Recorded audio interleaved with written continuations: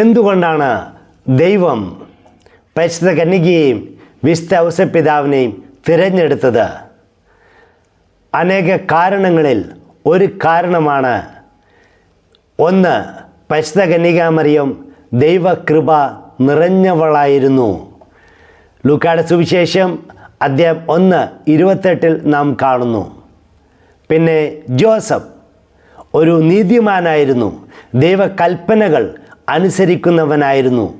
മത്തായിയുടെ സുവിശേഷം 1:19 നാം ഇത് വായിക്കുന്നു. സ്നേഹമുള്ളവരെ, നമുക്കിതേപോലെ ദൈവകൃപ നിറഞ്ഞവരായും നീതിമാന്മാരായും ദൈവത്തിൻ്റെ കൽപ്പനകൾ അനുസരിക്കുന്നവരുമായും ജീവിക്കാം. അങ്ങനെ ജീവിക്കുന്നവർക്ക് പരിശുദ്ധാത്മാവിനെ നൽകപ്പെടും.